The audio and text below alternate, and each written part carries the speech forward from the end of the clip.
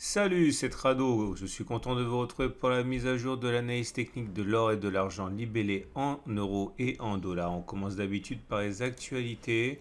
En fait, une actualité que j'ai repérée pour vous qui est très intéressante, c'est l'interview de Mohamed El Erian. Alors, on ne le connaît pas beaucoup en France, pourtant c'est un économiste vedette, ancien gérant du fonds PIMCO et également professeur d'économie au collège Queen's College à Cambridge. Enfin bon, bref, c'est quelqu'un qui est extrêmement respecté dans son domaine et qui donne une interview où il explique que la Fed se berce d'illusions en considérant que la fameuse inflation est transitoire, qu'elle est rentrée dans un mode mantra, dans un mode complètement décalé où c'est répété à l'envi hein, que c'est une inflation transitoire et que rien ne permet d'être aussi catégorique.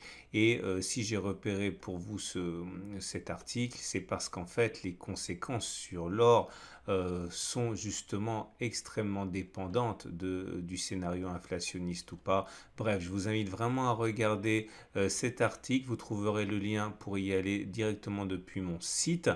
Et comme d'habitude, hein, il suffit de traduire automatiquement, enfin votre navigateur le fera très bien et il y a beaucoup d'arguments qui expliquent son raisonnement. On passe alors libellé en euros qui est maintenant face à une vraie résistance qui s'est constituée sur les 1560-1567. Ça risque de se décanter jeudi avec les chiffres très attendus de l'inflation américaine. Soit l'inflation s'envole et on risque d'avoir une cassure de cette résistance, soit l'inflation se tarit un petit peu et on risque d'avoir un retour sur le support, hein, puisque l'or profite de l'inflation. Et en attendant, la tendance de fond est haussière car on est au-dessus de la M50 qui monte, la tendance générale est haussière car on est au-dessus de la M20 qui monte.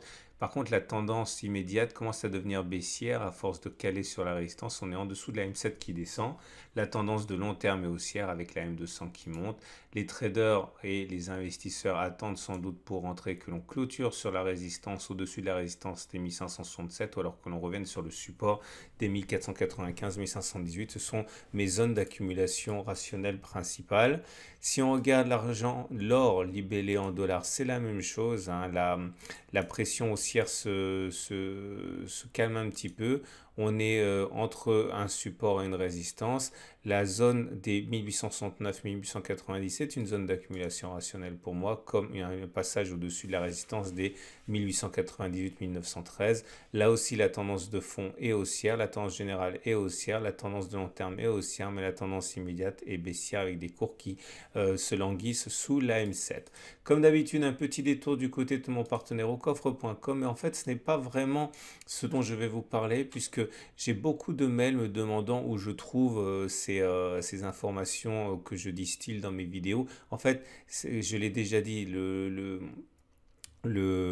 web anglophone est beaucoup plus riche en termes d'analyse or que le web francophone, mais une des sources très importantes pour les francophones, c'est le site justement de mon partenaire aucoffre.com. Si vous allez sur le site, en fait c'est pas le site aucoffre.com, c'est le site de l'or et l'argent.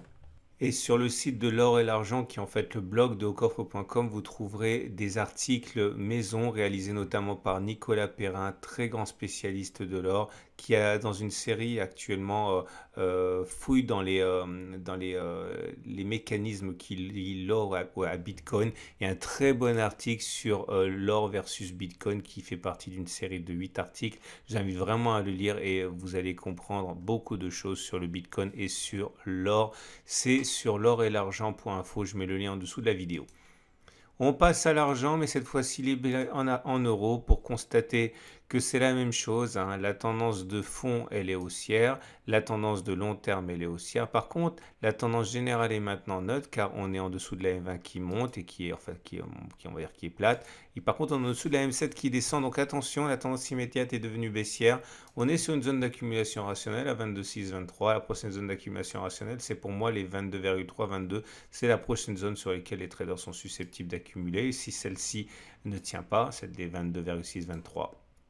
Et on termine avec l'argent libellé en dollars, scénario identique, hein, tendance de long terme haussière, tendance de fond haussière, tendance générale neutre, tendance immédiate baissière. Pour l'instant, le support 27-28 tient, mais en cas de cassure, c'est un rendez-vous sur les 26,6, 26,4, à mon avis, qui sera ma prochaine zone d'accumulation rationnelle. En cas de cassure et de clôture au-dessus des 28,8, 28,3, ce sera également une zone d'accumulation rationnelle pour moi. Voilà ce que je pouvais dire pour l'or et l'argent. C'est une excellente journée. J'invite à aller sur mon site pour trouver le lien pour lire l'analyse de, enfin, l'interview de Mohamed El Rian. Je vous dis à samedi pour la mise à jour.